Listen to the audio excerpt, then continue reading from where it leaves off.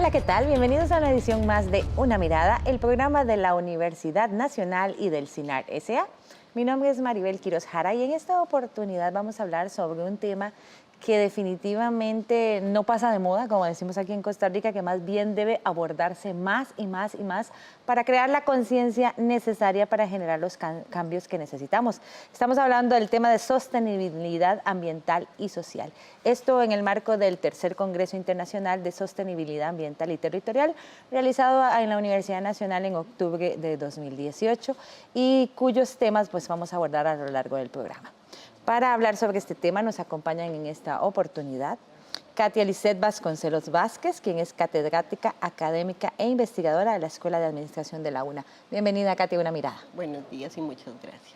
Además está con nosotros el doctor Julián Mora Aliceda, quien es presidente de la Fundación Internacional de Sostenibilidad Ambiental y Territorial para Europa y África, y además quien es catedrático del Departamento de Arte y Ciencias del Territorio de la Universidad de Extremadura. Bienvenido a Una Mirada. Muy buenos días. Además está con nosotros el máster Antonio Fernández Gerí, quien es director ejecutivo de la Fundación Internacional para la Sostenibilidad Ambiental y de Ordenamiento Territorial. Gracias por estar con nosotros. Un gusto estar contigo, Maribel, y compartir. Sí, como les decía al inicio, definitivamente el tema de la sostenibilidad es uno de esos temas que la humanidad no puede dejar de lado en tanto realmente no encontremos soluciones permanentes a todo lo que estamos enfrentando en materia de ambiental y todo lo que conlleva el cambio en el clima y todos los impactos que tiene lo que hemos hecho con el planeta durante siglos y que pues hoy nos afecta directamente a las personas. En este marco pues se realizó este congreso, el tercer Congreso Internacional de Sostenibilidad Ambiental y Territorial. Y antes de que entremos un poco a analizar los ejes temáticos del Congreso que llevan a una importante reflexión sobre los cambios que debemos realizar como sociedad y para salvar el planeta, pero también me gustaría que antes de eso podamos hablar un poco del Congreso en sí para ubicar a la gente, dado que ya pasó. Tal vez inicialmente me gustaría que ustedes como organizadores nos comenten un poco ¿cuál es el objetivo con el cual se convoca este Congreso? Pues fundamentalmente el objetivo que nos trae aquí desde la Fundación Internacional para la Sostenibilidad Ambiental y Territorial es abordar muchos de estos temas que son hoy clave para entender las dinámicas y los procesos tanto en el territorio como en el ambiente y que afectan desde todo punto de vista a todos los países, porque el planeta no tiene fronteras. La frontera es algo puramente administrativo que dibujamos en un mapa de colores, pero si observáramos realmente una imagen satelital veríamos que eso no existe en la realidad. La única frontera son las mentales muchas veces y esto nos impide avanzar. Entonces, en ese sentido, lo que queríamos era concentrar en Costa Rica, porque hubo una oferta de la Universidad Nacional de Costa Rica cuando hicimos el anterior evento en España y en Portugal, porque vamos rotando cada año en un país, nos ofreció la oportunidad de venir acá, organizarlo en este maravilloso país, al que quiero agradecerle la cálida bienvenida con la que nos ha acogido. Y a partir de ese momento lanzamos la propuesta y hemos tenido una aceptación inmensa para abordar todos estos objetivos que en muchos casos coinciden con los objetivos de Hábitat 3, con los objetivos del milenio y que han concentrado, como hemos visto, a más de 300 personas y con un altísimo nivel de participación y de aportaciones para la academia y para la ciencia. Y nosotros como Universidad Nacional tenemos la responsabilidad desde la misión, los valores y nuestro compromiso con la sociedad costarricense y centroamericana de trabajar eventos como los que tienen que ver con la sostenibilidad, con la parte del ambiente, con la parte del territorio y la parte social, porque somos un país pequeño que nos vemos afectados por todo eso. Además, el mundo tiene una posición con respecto a Costa Rica, tenemos que ratificar y entender y aprender nuevos conceptos donde los investigadores nos los mostraron durante el Congreso. Sí, hay una amplia participación, tanto de personas de diferentes países, pero también de destacados expertos internacionales. Sí, vea, para complementar lo que han dicho los compañeros y lo que acaba de mencionar Katia, en efecto, la organización que representamos, que es FISAT, la Fundación, trata de trasladar a sus integrantes, que en su mayoría son expertos internacionales en diferentes materias multidisciplinarias, que tienen como una línea transversal el tema de la sostenibilidad ambiental. Esos expertos internacionales los ponemos a disposición de los países a los cuales integran sus miembros y a los cuales no integrando sus miembros, pues nos invitan a participar. Entonces, el evento que se ha desarrollado ahora en Costa Rica ha permitido hacer una transferencia de conocimientos con alto nivel académico de calificación de los ponentes y que traen además sus investigaciones científicas, no solamente académicas, y que luego se trasladan además a instrumentos que lo pueden recoger cualquier estudiante, cualquier poblador del país el que visitamos, porque se convierte en una edición física de un libro que a veces es de un tomo, de 2 tomos, dependiendo de la cantidad de ponencias, en buenas editoriales que están indexadas y también editoriales nacionales. O sea, lo que hace FISAT es hacer una transferencia de conocimientos norte-sur, sur-norte, y dependiendo de la materia de que podamos abordar en cada uno de los congresos que vamos realizando. Además, como universidad, es la plataforma para poner al servicio de la sociedad, traer los expertos, investigadores que estuvieron con nosotros en el Congreso. Es una posibilidad para todos. O sea, no solamente como la comunidad universitaria, sino como la comunidad costarricense. Todos los que vivimos en este país tenemos la posibilidad de estar cerca de personas que son pioneros en la sostenibilidad ambiental, en la parte territorial, de la cual nosotros también tenemos que aprender. Claro, y en ese sentido, como bien señala, FISAT, nuestra fundación, con este gran plantel de expertos que prácticamente tocan todo el abanico científico, desde el ámbito jurídico, pasando por el legal, territorial, urbanístico, demográfico, social, de infraestructuras. También ofrecemos a las instituciones y a los gobiernos las posibilidades de dar respuesta a muchos de estos problemas que se tienen en muchos países donde falta la ordenación territorial y la gestión ambiental, y por eso muchas veces sufre estas importantes catástrofes que muchas veces podían haberse mitigado, corregido o incluso evitado si hubiera habido una planificación previa para adelantarse a ese tipo de fenómenos que sabemos que van a acontecer, pero que nunca actuamos nada más que en el nivel ya de emergencia. Hay que actuar antes para dar respuesta, y ahí disponemos de un gran equipo que ponemos a disposición de las instituciones de todos los países en los que nos demanden. Ese es un punto sumamente importante, que este tipo de encuentros conlleven acciones posteriores que beneficien a todos los países, sean participantes o no, porque definitivamente estos temas que usted menciona pues nos afectan globalmente y no hay mucho tiempo en realidad para buscarle soluciones permanentes.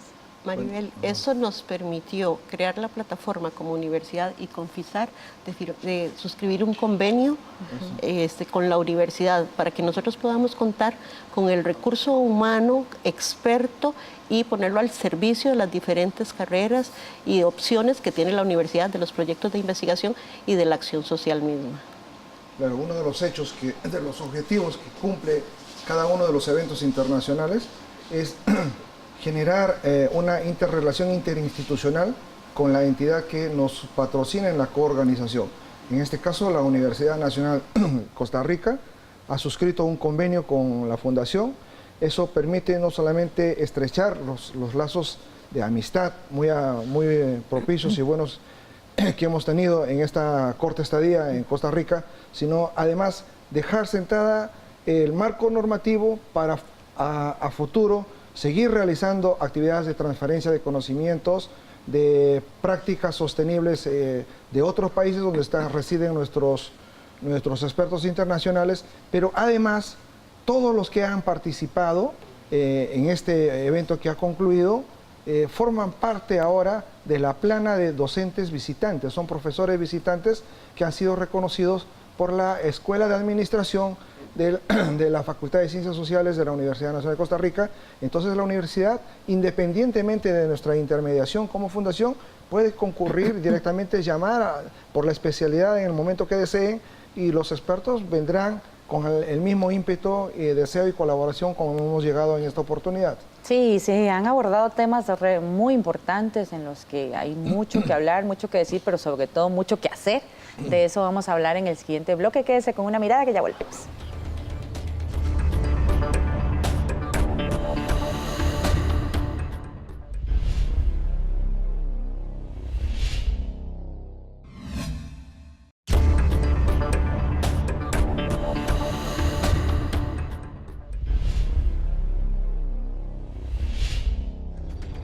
Continúa usted con Una Mirada, el programa de la Universidad Nacional y del CINAR S.A. Hoy con el tema de sostenibilidad ambiental y social, un tema que nos involucra a todos y todas por el impacto que tiene tanto en el planeta como en la forma en que vivimos y nos socializamos y nos desarrollamos.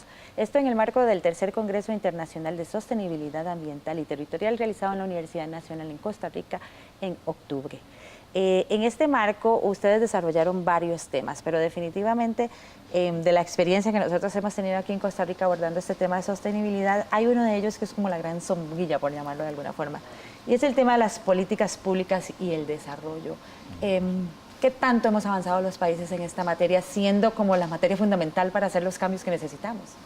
Bueno, habría que recordar que a partir de la década del 70, el mundo ha dado una mirada a hacer una protección normativa y universal, y los organismos internacionales a partir de Naciones Unidas han generado diferentes instrumentos que han ido internalizándose en cada uno de los países. Eso se llama en cada uno de los países políticas de Estado, pero políticas públicas ambientales, porque toda actividad económica genera un impacto ambiental, no necesariamente un daño ambiental. Sin embargo, en los últimos años, en las últimas décadas, se aprecia que el deterioro ambiental es muy significativo. Y para poder contrarrestar a ello, los estados tienen que tomar parte por sectores, llámese secretarías de Estado, ministerios de Estado, ayuntamientos o municipalidades, de incorporar en su práctica diaria de sus actividades determinadas políticas públicas que exija al ciudadano como al funcionario, o sea, en general a los ciudadanos, exija a mantenerse bajo determinados parámetros para proteger el deterioro ambiental que en algunos lugares ha crecido demasiado y en otros están en niveles permisibles y en otros no hay casi nada de impacto ambiental. Pero si no hay las políticas públicas ambientales que va acompañada a una decisión política, pues ese país, esa ciudad, esa localidad, muy poco puede hacer. Exacto. O sea, tiene que haber en este tipo de práctica en el que el mundo se está conduciendo para proteger nuestros diferentes ecosistemas. Latinoamérica, Costa Rica, Sudamérica, tenemos países con una biodiversidad envidiable de cualquier otro país del mundo. Entonces, pero tiene que haber una decisión política. Esa decisión política se traslada a una política pública ambiental. Y eso es lo que ha sido uno de los objetivos del Congreso que hemos tenido, ¿no? Y que tenga una acción, como usted dice, que se refleje en la comunidad, que la comunidad sienta que sus acciones están siendo respaldadas por el Estado en diferentes maneras. Así lo comentó a Una Mirada Claudia Morenos de la Universidad Autónoma de Zacatecas, quien participó en el Congreso Internacional de Sostenibilidad Ambiental y Territorial organizado por la Escuela de Administración de la Universidad Nacional. Ella pertenece a un colectivo que denuncia el uso abusivo de los recursos naturales por parte de una empresa minera de su estado, pero siente que las entidades estatales que tienen que tomar acciones, pues tal vez no lo están haciendo de la forma que debieran.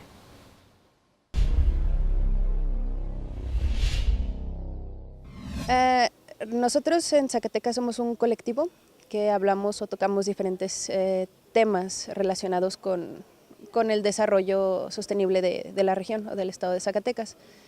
Mi trabajo en sí habla sobre minería, el impacto económico ambiental que tienen las mineras dentro de las regiones donde se instalan o donde encuentran las vetas de mineral.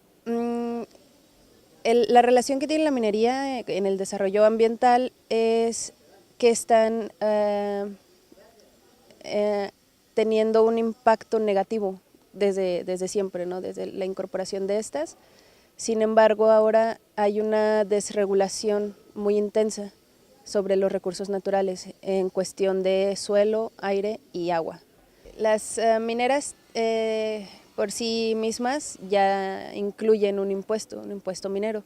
Sin embargo, estos recursos nunca o no se han visto cómo impacten en el desarrollo del beneficio sustentable en cuestiones ecológicas. No podemos cerrar como tal una mina, no hay un plan, los gobiernos no tienen un plan para absorber toda esa mano de obra, incluso muy calificada, que tienen las mineras.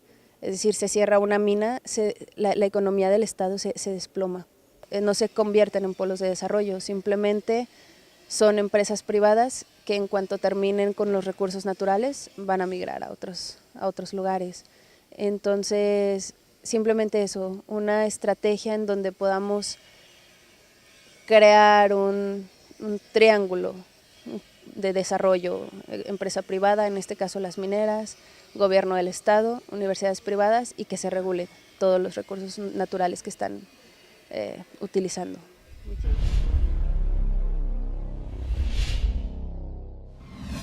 Muy importante el punto que ella expone de que la política pública se vea reflejada en la cotidianidad, digamos, de la comunidad y del país. Nosotros como país hemos trabajado una política pública con respecto a la protección de las áreas de los recursos naturales a través de parques, reservas, refugios, pero también hay un déficit en cuanto a la educación. Nuestra población tiene muy claro qué es la protección de... La gran pregunta que hace nuestra población es ¿y de qué vivo entonces? ¿Qué otros elementos a la par de este proyecto de sostenibilidad puedo tener los recursos para mantener nuestros hogares?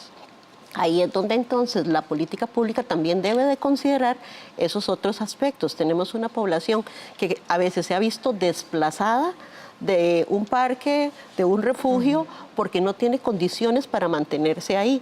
Y comenzamos entonces a saturar los servicios públicos en otras áreas del país o en otros territorios. Sí, y también este tema se relaciona mucho con el que comentábamos sobre el tema de legislación y justicia ambiental en aras de que todas las partes participantes en este tema que nos involucra a todos, ¿verdad? La sostenibilidad ambiental y social, se logren los objetivos de convivencia y protección del ambiente, pues que todos quisiéramos que se alcanzaran más pronto que tarde. Bueno, en ese sentido es evidente una cosa, es decir, que desde el punto de vista legal hay una serie de acuerdos internacionales que prácticamente obligan a los países, es decir, la preocupación ambiental surge muy recientemente, en 1968, cuando se reúne el Club de Roma y emite un informe donde dice que de seguir así en el año 2000 el planeta iba a sucumbir. Bueno, luego afortunadamente por los avances tecnológicos el planeta continúa y va a continuar mucho tiempo, es decir, hay que tener mucha preocupación ambiental, pero no vamos a desaparecer todavía, o sea que eso hay que dar algo de optimismo.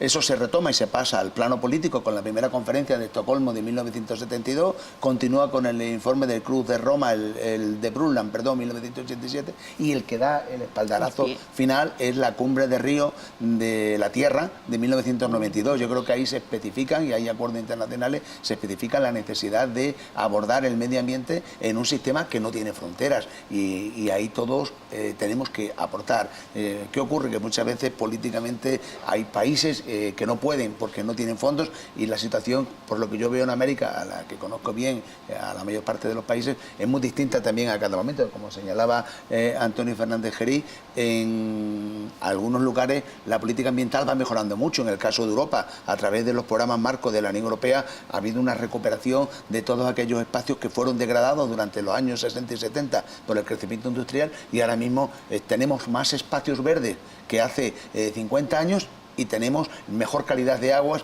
etcétera, etcétera. Es decir, que hay que, en este sentido, lo que le quiero decir, que hay instrumentos correctores mediante la aplicación de políticas públicas comprometidas con la sociedad y con la participación pública con la que siempre hay que contar. Claro. Lo que hay que entender en políticas públicas ambientales es un concepto básico que tiene que internalizarse por cada estado. El ambiente es una dimensión del desarrollo. Ese concepto, si lo entendemos, que el ambiente es una dimensión de desarrollo, pues se va a trasladar a políticas públicas en todos los niveles de gobierno, local, regional, nacional, internacional. Vamos a tocar un tema de transfronterizo más adelante y hablaremos al respecto. Pero la importancia es saber de qué estamos hablando en función a que el ambiente tiene que proyectarse en una dimensión del desarrollo, naturalmente de desarrollo sostenible.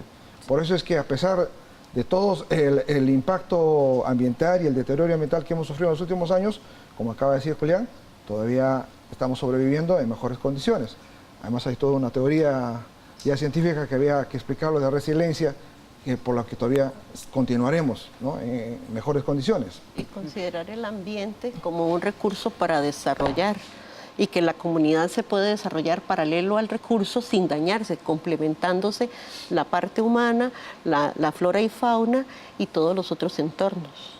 Y no verlo como algo de que me afecta porque no puedo explotarlo. Existen formas paralelas para hacer las cosas donde todos podemos tener resiliencia y podemos compartir. Don Antonio, usted mencionó un tema que a mí me llamó muchísimo, poderosamente la atención cuando revisé los ejes temáticos del Congreso, y es precisamente ese tema de justicia ambiental y también la relación con el crimen organizado transfronterizo. Claro.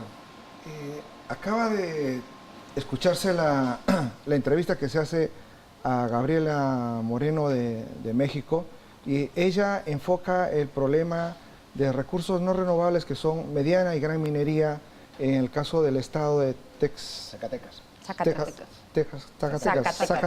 donde ella es, ¿no? Pero si uno da una mirada de México hasta Chile, tenemos como una vértebra que corta nuestras vías sanguíneas, que adolecemos de no solamente de mediana, nos vemos afectados no solamente de mediana y gran minería, sino de pequeña minería de menor escala, pero de manera ilegal. Entonces, y esos recursos trastocan la economía de los países. Colombia, las FARC han recibido de ingresos de minería ilegal. Perú está mezclado con el tema de movimientos subversivos remanentes que aún quedan de la década de los 80, todavía quedan remanentes. Bolivia lo tenemos igual. En Brasil no está mezclado con algún movimiento subversivo ni de crimen organizado, pero igual tienen ese problema. ¿Qué cosa significa eso? Que los problemas ambientales en nuestros países traspasan nuestras fronteras. Sí. Son problemas transfronterizos en los que tenemos que compartir y unificar criterios en la actuación de cómo enfrentarlos, erradicarlos o prevenirlos. Entonces, para eso tenemos que compartir nuestras experiencias. Yo he tenido una función específica representando al Estado peruano, que he podido compartir con mis países. Yo soy natural de Perú, he tenido que compartir con los países limítrofes de Perú, con Ecuador, Colombia, Brasil, Bolivia y Chile. Entonces hemos podido, por lo menos en la actuación que hemos tenido durante la gestión de Estado, hemos podido controlar algunos crímenes relacionados a desprotección de fauna, de flora y de recursos no renovables que traspasan nuestras fronteras. Entonces tenemos que unificar criterios. ¿Solo cómo lo hacemos eso? Compartiendo nuestras experiencias. Sí. Si no, y estos espacios se propician casualmente para generar ese compartir de experiencias. Y este tema, ¿verdad?, también de alguna manera, en menor o mayor medida, afecta directamente a las poblaciones, sobre todo aquellas que viven en estas zonas, ¿verdad?, con algún grado de vulnerabilidad, sea social, económica o ambiental, en el cual el daño generado por este tipo de actividades ilegales pues también empieza a tener impacto en las poblaciones más cercanas. Por ejemplo, en estos momentos, el ejemplo específico para Costa Rica es caso Cruzitas. Exacto. Tenemos, o sea, una empresa que sale del país por una serie de regulación ambiental, pero entonces queda a la intemperie y comienzan a entrar grupos que pueden ser costarricenses o ciudadanos de otros países, son grupos migratorios que comienzan a afectar a la comunidad. ¿Por qué? Porque legalmente no están, entonces comienzan a violentar las costumbres de la comunidad, también comienzan a darse saqueos del comercio. Sí, y también tiene mucho que ver en los cambios que se dan demográficos y los flujos migratorios, como usted mencionaba, ¿verdad? Que también empiezan a llegar poblaciones, sea del mismo país o de afuera. En el caso de Costa Rica tenemos unos grandes movimientos migratorios, tanto de Centroamérica como de Suramérica, o incluso hasta de África. Estamos teniendo flujo migratorio que cruza el país y tienen un impacto, o en algunos casos no logran su cometido de ir a otra nación y se quedan en el país haciendo más grandes los anillos de pobreza, y por eso pues también tienen un impacto en algunas zonas muy vulnerables. Que en el caso nuestro tenemos las fronteras, sobre todo nuestra frontera norte, que es tan amplia que no tenemos una cobertura del Estado para poder darle el espacio de seguridad al ciudadano, tanto de Costa Rica como al ciudadano nicaragüense, porque las dos poblaciones quedan vulnerables. Bueno, yo quería señalar ahí que hay que diferenciar en los flujos migratorios dos aspectos, ¿eh?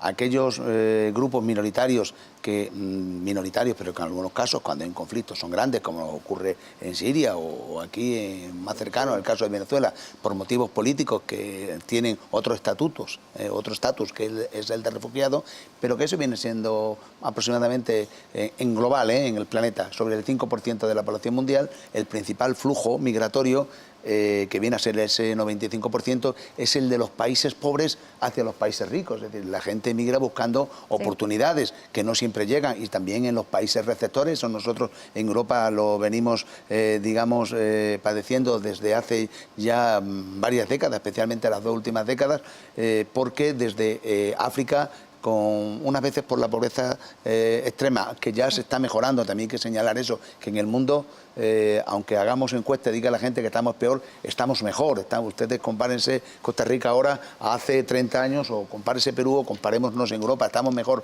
En el resto de los países están también, han mejorado algo, pero no todos. Entonces, ¿qué ocurre? En esos países que menos han mejorado, están yendo y están generando una presión sobre los países receptores, que cuando son flujos desmadrados, en el sentido de que son de varios millones de habitantes, no hay capacidad suficiente de acogida, generan luego problemas incluso de xenofobia, porque primero llegan, imagínense en el caso europeo, cuando llegan los grupos africanos o saharianos, que tienen, ustedes aquí tienen la misma cultura, la misma lengua, la misma religión. Allí es, sobre todo el tema religioso, es un problema de integración. Si luego eso hace que las ayudas sociales vayan destinados preferentemente a estos grupos, los naturales dicen, oye, ¿y por qué yo, siendo de aquí, no accedo a la vivienda social, no accedo a las ayudas públicas? Y ellos no acceden en mejores condiciones. Simplemente que hacer más el número de hijos, porque en Europa tenemos 1,2 hijos por mujer, las familias son de 3 miembros, ellos reciben casi todo, y eso luego es explotado por partidos políticos, que estamos viendo como inclusive en Suecia, país de la socialdemocracia, o en Holanda tradicional, están apareciendo partidos de ultraderecha que son preocupantes, porque no se está dando respuesta a ese problema realmente lacerante para quienes lo sufren en sus países de origen y emigran, como para los que llegan y tienen que recibirles. Es un tema del futuro, de mucho futuro. Situaciones que involucran un abordaje integral, y que es lo que pretenden espacios como estos del Congreso. Al respecto, Una Mirada conversó con la académica venezolana Isabel de los Ríos, quien explicó la importancia para las y los investigadores de toda la región compartir resultados en espacios como el del Congreso de Sostenibilidad Ambiental y Territorial, porque así los avances de cada especialista se convierten en el marco de referencia para los demás, y buscar solución a temas como los que hemos venido conversando.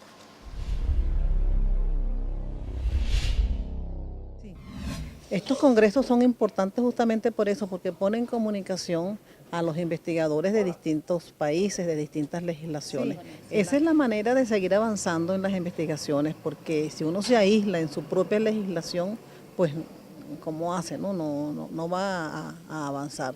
Entonces la idea es justamente compartir los conocimientos que uno tiene, los avances a los que se ha llegado en cada país con los otros. La legislación del agua en Venezuela realmente es de muy avanzada, porque la primera ley de aguas que hubo en Venezuela, ambiental que hubo en Venezuela, fue justamente sobre aguas. Entonces tenemos un trecho bien avanzado, y yo pienso que en buen camino. Yo creo que una de las cosas en que tenemos más avances en la legislación venezolana es en la calidad de aguas. Tenemos legislación sobre calidad de agua y sobre, claro, esa no es agua en la fuente, pero tenemos también mucha legislación muy importante sobre la protección del agua en la fuente.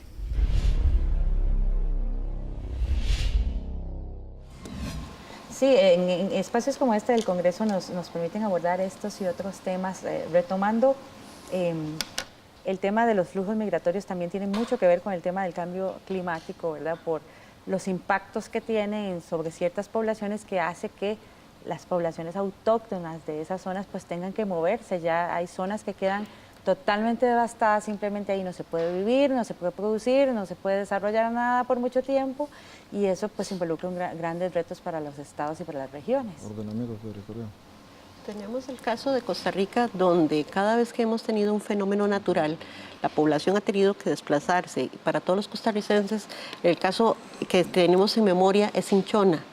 Se tuvo que reubicar toda una comunidad donde hay una memoria de cómo era su naturaleza, cuál era su forma de vivir, cuáles eran las características de ese territorio donde los turistas pasaban por la zona por su belleza escénica.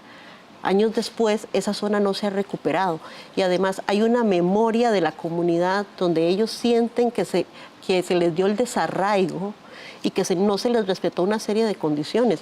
Si nosotros lo vemos gerencialmente, están mejor, pero ellos, o sea, su concepto país, su concepto hogar es diferente al que tenemos en el Valle Central.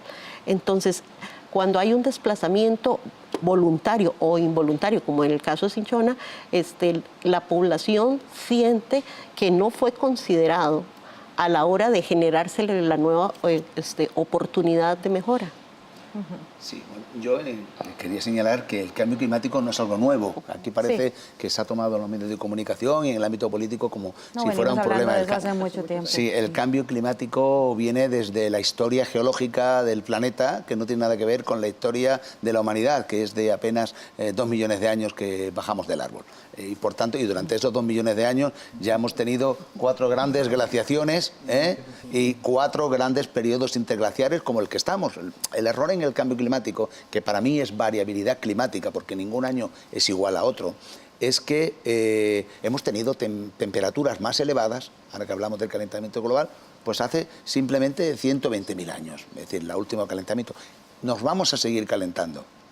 ¿Qué ocurre? Que tendremos que ir adaptándonos como se adaptaron nuestros primitivos, digamos, ancestros. Y en ese sentido, el planeta en unas partes está perjudicando ese cambio climático a determinados cultivos, a determinada población, a determinada flora y fauna, pero en otros está reactivándose. Estoy pensando, por ejemplo, en todo lo que es la Siberia, en todo lo que es la zona del Canadá, que lógicamente esos suelos estaban permanentemente helados, el permafrost, y ya muchas zonas que con este pequeño calentamiento, que digo que es pequeño, porque en realidad desde 1850 para acá solo hemos aumentado 1,3 grados de media, cuando hubo momentos en el Neolítico ya, hace unos 8.000 años, que aumentamos 10 grados en 100 años. Quiero decir que es un tema al que tenemos que adaptarnos y para eso tenemos políticas de ordenación del territorio que lo que hace es prevenir este tipo de situaciones, determinar los usos del suelo en función de esos nuevos parámetros y trasladar a las poblaciones a lugares adecuados para que, pues para evitar muchas veces que lo que llamamos catástrofes. No existe la catástrofe en sí. Muchas veces hemos dicho, y lo hemos mencionado en el Congreso, que lo que hay son zonas vulnerables. Si nos asentamos en la cuenca de un río y ponemos allí a las poblaciones, a las industrias, ese río va a experimentar desbordamientos en algunos momentos a lo largo de ciertos años. Entonces, ¿qué ocurre? Que estamos asumiendo un riesgo cuando construimos, vulnerabilidad, riesgo, y cuando llega el fenómeno meteorológico de lluvias intensas, deriva en catástrofe. Y decimos, la culpa es toda del cambio climático. Pero no es exactamente el cambio climático, es variabilidad, y ha sido una falta de previsión por parte de esas políticas públicas y por parte de los estudiosos del tema, que tenían que haber dicho, mire, esta zona no se puede construir, o zonas sísmicas, como ayer estuvimos viendo también en el Observatorio Vulcanológico. Hay zonas sísmicas que sabemos que hay una falla, que hay un volcán, que hay una serie de cuestiones, y que las poblaciones no deberían asentarse, porque sabemos que tarde o temprano ahí va a ocurrir un movimiento que va a derivar, desgraciadamente, en catástrofe. Sí, eso nos lleva al tema de desarrollo urbano, que también era uno de los ejes del Congreso, pero vamos a ir a una pausa, quédese con Una Mirada, que ya volvemos.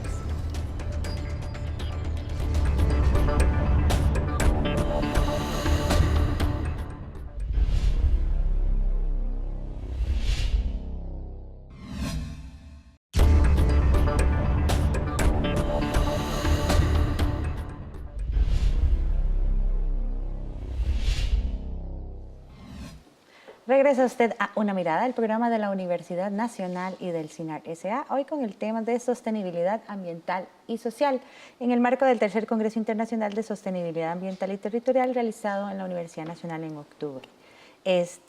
Ustedes mencionaban en el bloque anterior un tema que es fundamental y que quisiera que abordáramos un poquito más en este bloque, que es del desarrollo urbano sostenible. Definitivamente, usted tiene toda la razón, don Julián, nos acostumbramos a construir en cualquier parte.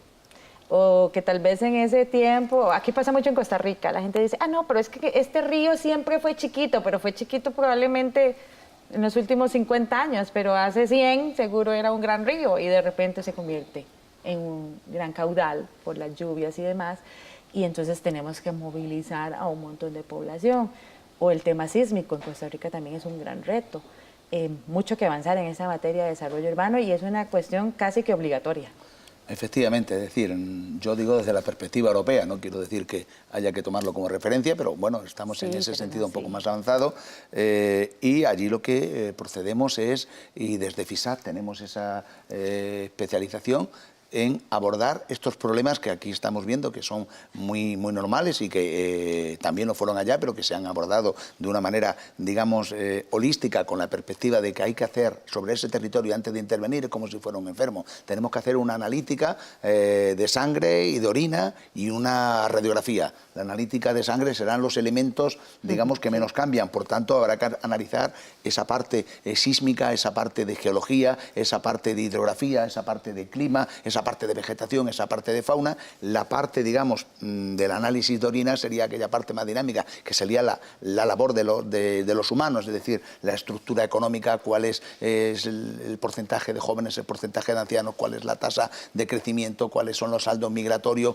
cuál es la estructura económica en los diferentes sectores y dónde hay más oportunidades, y también las redes de infraestructuras que conexionan. Si todo eso nos va a permitir establecer un diagnóstico, vamos a saber también qué zonas del territorio son vulnerables, donde no vamos a poder construir, donde vamos a tener que hacer, por lo tanto, ciudades que sean resilientes, ciudades que además sean inclusivas desde el punto de vista social y ciudades que sean interconectadas entre sí y con el resto de ciudades en estos momentos de la globalización, no solo del país, sino del mundo. Por lo tanto, es necesario hacer ese análisis, ese diagnóstico, esa prognosis o proyección del escenario futuro, sin intervención y con intervención, que es lo que nosotros hacemos en nuestras propuestas, y al rector Alberto Salón le entregamos un estudio ya hecho como, digamos, como presente de FISAT por la acogida que hemos recibido, y a partir de eso establecer procesos de gestión y sobre todo de disciplina urbanística. ¿Para qué? Para que haya el cumplimiento de las legislaciones que permitan que esos procesos y esos fenómenos que acontecen cada ciertos años no generen esos impactos negativos. Es decir, es una manera a su vez también de generar una ciudad sostenible y al mismo tiempo compatibilizar las actividades económicas con la protección de la naturaleza. Es decir, nada es, digamos, un campo de batalla, sino que pueden convivir desde una delimitación con esa radiografía establecida, que es la cartografía del territorio, determinar cuáles son las áreas donde podemos ejercer pues, actividades agrarias, actividades mineras, actividades de explotación forestal, actividades de reserva y actividades de alojamientos humanos. Sí, y el académico e investigador peruano Hernando Núñez lo lleva más allá en la presentación de la ponencia que él hizo en el Congreso Internacional de Sostenibilidad Ambiental y Territorial. Pues él propuso un proyecto de ordenamiento y gestión de la explotación sostenible de recursos hidromarinos en el área protegida de Perú.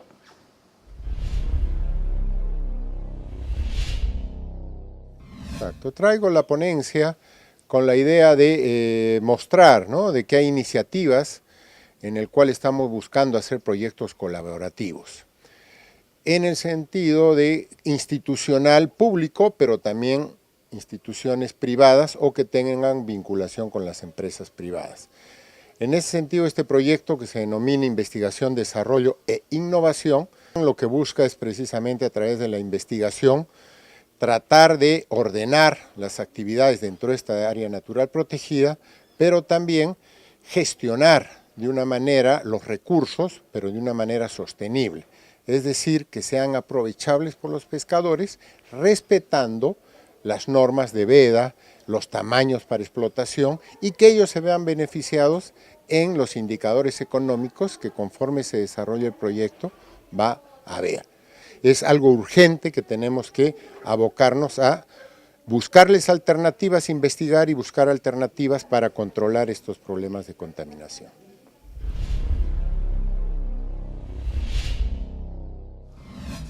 Y es que el tema hidromarino, como él lo menciona, también es un gran reto para nuestro país y bueno, pues prácticamente para todos nuestros países latinoamericanos que tienen una relación directa con el mar. Maribel, me gustaría acotar lo que acaba de mencionar el profesor Hernando Núñez del Prado, que es mi connacional peruano. En el caso de Perú, hace casi 2 meses, a la fecha que hemos realizado este Congreso Internacional, el Estado peruano ha aprobado una ley de protección para las actividades ilegales en zona marina costera. Llamamos ahora zona de interdicción para proteger todo lo que son recursos marinos en todo nuestro litoral. Pensamos que esto también va a cambiar el esquema de los países que nos acompañan en el sur de Latinoamérica, que no tienen una norma específica para proteger. Comentábamos fuera de grabación que Costa Rica tiene 200 millas marinas para el Pacífico y para el Atlántico, pero ocurre que, igual que en los estados más al sur, no tienen la capacidad y la infraestructura para poder hacer la fiscalización de nuestros recursos dentro de nuestros mares. Entonces, esta ley va a permitir, y se complementa con lo dicho por Hernando Núñez, de hecho, ya FISAT, dentro de menos de 30 días, está organizando un evento nacional en Perú con la autoridad del Estado peruano para poder implementar en un protocolo de actuación rápida en el que se involucra a fiscales, se involucra a la Marina de Guerra y propiamente a la autoridad ambiental por parte del Estado. Eso va a generar también una nueva experiencia que esperamos compartirlo con los demás, que tenemos, así como Costa Rica, grandes extensiones de mar por proteger. Estamos adscritos a 200 millas marinas, ¿no? Junto a este tema tenemos todo lo que en Costa Rica llamamos los centros de acopio de residuos sólidos reutilizables, que vulgarmente o coloquialmente nosotros les llamamos centros de acopio. Si nosotros hacemos una buena distribución y canalización de ese recurso no llega al mar. Por lo tanto, eliminamos una contaminación en nuestras costas y podemos aprovechar más el recurso marítimo. Nuestros municipios tienen a cargo estos centros, sin embargo, no lo estamos viendo en la realidad. Cuando nuestros visitantes, nuestros investigadores vienen a este congreso, nos están reclamando los basureros que oficialmente conocemos en otros países donde los separadores se dan. Entonces, aquí hay una oportunidad de negocio. Claro. Para las grandes ciudades, hay una oportunidad de negocio en las costas. En esto la Universidad Nacional ha participado activamente en los planes reguladores de algunas de nuestros cantones, y el ejemplo más clásico fue que la universidad ya había entregado a la municipalidad de Upala la vulnerabilidad que tenía esa región. Cuando llega el huracán Otto, ya la universidad previamente, años antes, les habían dicho que eran sumamente vulnerables. Entonces, aquí la universidad, la participación, el compromiso, nuestra política ambiental como universidad que tenemos, nos llama a que trabajemos con las comunidades, a que trabajemos con los gobiernos locales, con el Estado y con otras organizaciones como FISAR, que es ahora nuestro aliado estratégico. Ahora, todos estos temas que hemos mencionado y todos los que se nos quedaron por fuera son realmente importantes. ¿Qué esperan ustedes a partir de ahora del trabajo conjunto entre todas las instancias participantes en el marco del Congreso para seguir impulsando estos temas en las diferentes naciones participantes? Bueno, pues fundamentalmente una de las cosas que ya vamos haciendo es consolidar a FISAT mediante convenios con instituciones como la Universidad Nacional de Costa Rica, pero también con otras muchas instituciones públicas y privadas, la posibilidad de ir consolidando esta forma de entender la gestión de lo público y la gestión del planeta, y sobre todo cómo la protección ambiental tiene herramientas suficientes. Falta la formación, nosotros trabajamos muchísimo en el ámbito de la formación, también en el ámbito de la consultoría, y lo que estamos haciendo es que este año hemos formado en este evento a más de 300 personas durante estos 3 días. Vamos a seguir haciendo bastantes actividades en los próximos años, y ya de aquí nos han surgido ofertas para estar en otros países, porque la idea es expandirse en cada uno de ellos organizando celebrando un gran congreso internacional al año, pero también hacemos talleres, seminarios, y lo importante es generar,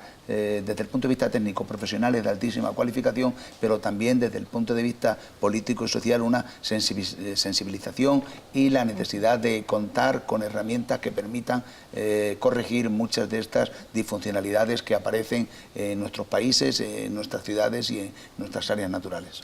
Habría que acotar además que este congreso nos ha permitido el 12 de octubre pasado suscribir un convenio también. El 10 lo suscribimos con la Universidad Nacional y el día 12 pasado, ayer, casualmente al clausurarse el evento, se suscribió con la Red Latinoamericana de Fiscales Ambientales, que agrupa a un buen número de fiscalías de todo el continente americano y además algunos países de Europa como Portugal, España y Francia, cuyo presidente y miembros del Consejo Directivo de la Fiscalía han estado con nosotros compartiendo, han tenido una entrevista también en la Fiscalía General de Costa Rica hace 2 días, y bueno, son transferencias de experiencias y conocimientos y oportunidades que nos permite consolidar la propuesta que tiene FISAT de proteger nuestro planeta, así sencillamente. Sí.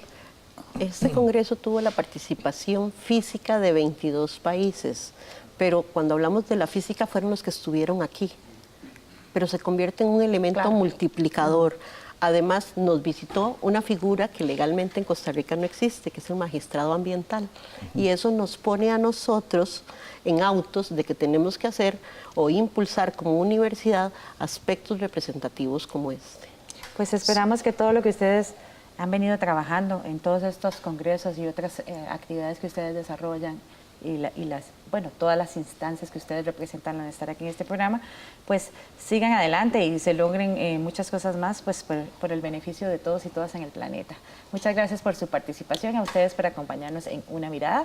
Le invitamos a buscar más información sobre este y otros programas en www.una.ac.cr y también en nuestros perfiles de Facebook, Twitter, YouTube e Instagram. Así que busque más información y pues también búsquenos para darnos algunos temas que a usted le gustaría desarrollar aquí en Una Mirada. Lo esperamos la próxima semana con más. Hasta pronto.